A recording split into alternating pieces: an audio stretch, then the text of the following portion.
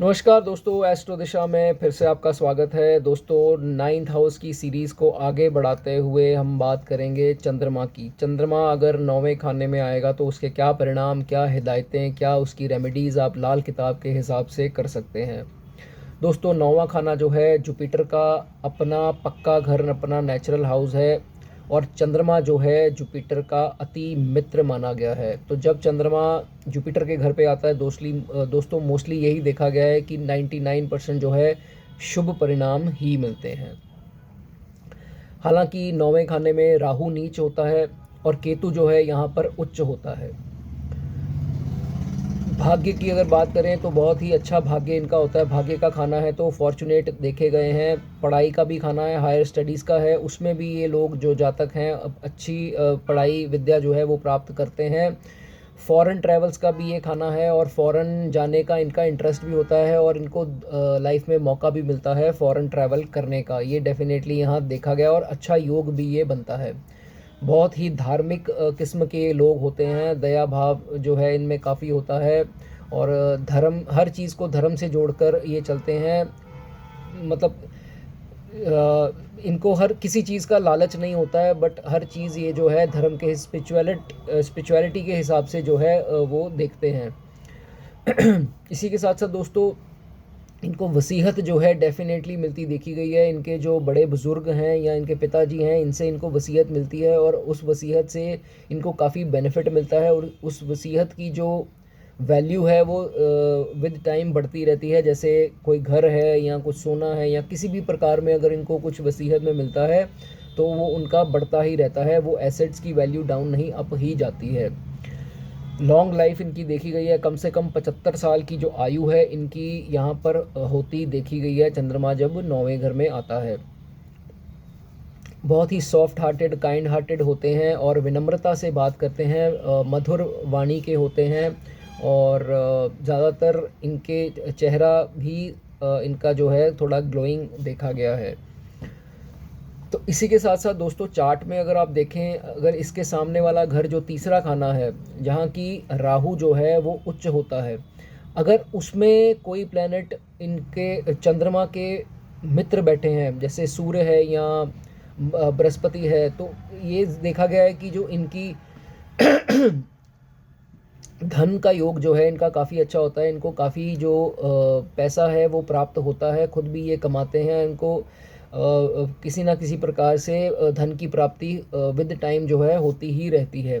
इसी के साथ साथ पांचवा खाना जो है वो भी रिलेट किया गया है 9वें खाने के साथ। पांचवें घर में अगर इनके फ्रेंडली प्लैनेट्स आ जाएं जैसे कि बृहस्पति हो गया या सूर्य हो गया, तो ये भी देखा गया है कि इनको इनके जो पुत्र है, पुत्र का इनका बॉय चाइल्ड का काफ़ी स्ट्रॉन्ग योग बन जाता है और उसी से इनको अपने संतान से काफ़ी सुख प्राप्त होता है, काफ़ी जो कंफर्ट लग्जरीज प्राप्त होती हैं अपने सुपुत्र से। हालांकि दोस्तों, कुछ ऐसी अशुभ स्थिति बन जाती है कि ये चंद्रमा जो है अशुभ परिणाम देता है, उसके बारे में बात करेंगे। अगर राहु जो है उसके साथ युति कर ले 9वें घर में, जी हाँ दोस्तों, अगर राहु यहाँ पर युति करता है 9वें घर में चंद्रमा के साथ, तो वो इतना शुभ नहीं माना जाता। उस स्टेट में राहु क्या करवाता है जातक से, जातक को यही समझ नहीं आता कि मेरे लिए अच्छा क्या है, मेरे लिए बुरा क्या है। कन्फ्यूजन जो है वो क्रिएट करता है राहु यहाँ पर। उसको सही गलत की पहचान नहीं होती। अच्छे इंसान को वो बुरा समझ बैठता है और बुरे इंसान को वो अपना समझ बैठता है। उसको अच्छे बुरे की जो समझ है यहाँ राहु जो है वो नहीं करने देता। इसी के साथ साथ दोस्तों, बुध का भी बहुत रोल है। बुध को हम देखेंगे, अगर पांचवा खाना जैसे मैंने आपको बताया रिलेट करता है और इसी के सामने तीसरा खाना, अगर इन दो खानों में 9वें में चंद्रमा, तीसरे में बुध आ जाए या 5वें में बुध आ जाए, तो वो भी जो है इतना शुभ नहीं माना जाता। चंद्रमा कहते हैं कि चंद्रमा का जो शुभ परिणाम है वो अशुभता में बदल जाते हैं और इतना जो शुभ परिणाम होते हैं उसमें काफ़ी कमी जो है कर देता है ऐसी प्लेसमेंट बुध की। इसी के साथ साथ दोस्तों, अब हम बात करेंगे इसकी रेमेडीज़। अगर यहाँ पर आपको किसी प्रकार की दिक्कत ये चंद्रमा दे रहा है तो आप क्या रेमेडीज़ इसकी कर सकते हैं। सबसे पहले दोस्तों, आप जितनी भी तीर्थ यात्रा का प्लान बनाएंगे वो आपके लिए काफ़ी सफल होगा और काफ़ी शुभ माना जाएगा। आप जितने भी तीर्थ यात्रा या धार्मिक जगहों की ट्रैवल करते हैं उतना ही आपके लिए प्रॉफिटेबल ये चीज़ होगी। उसी के साथ साथ दोस्तों यहाँ बोला गया है कि कभी भी आपको जो है मछली का सेवन नहीं करना है, आपको फ़िश जो है वो नहीं खानी है। फ़िश खाना आपके लिए बढ़िया नहीं होगा। फ़िश को आप दाना डालिए, वो एज़ अ रेमेडी आपके लिए बहुत बढ़िया होगा। फ़िश को दाना डालिए, आप लेबर को दूध पिला सकते हैं, वो भी एक अच्छी रेमेडी यहाँ पर मानी जाएगी। इसी के साथ साथ दोस्तों आप यहाँ केतु उच्च होता है, तो आप कुत्तों की भी सेवा अगर करते हैं तो वो भी जो है आपके लिए एक बहुत बढ़िया जो रेमेडी है वो मानी जाएगी।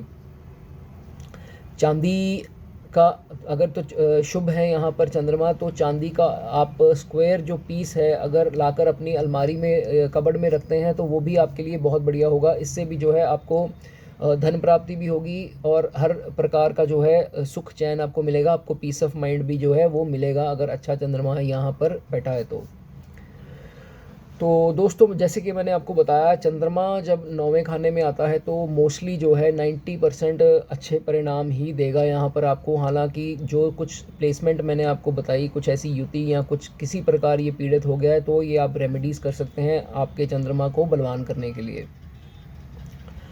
तो दोस्तों अगर आपको अभी भी किसी प्रकार का कोई प्रश्न दिमाग में है इस प्लेसमेंट को लेके, तो आप कमेंट सेक्शन में कुछ भी पूछ सकते हैं। आपको जो निःशुल्क है उसका उत्तर दिया जाएगा, कोई उसके चार्जेस नहीं है, बशर्ते आपको सिर्फ एक सब्सक्राइब करना है। सब्सक्राइब करने के बाद आप मैसेज में कमेंट में डन लिख सकते हैं। डन के बाद आप अपना प्रश्न पूछ सकते हैं, आपको उसका उत्तर दे दिया जाएगा।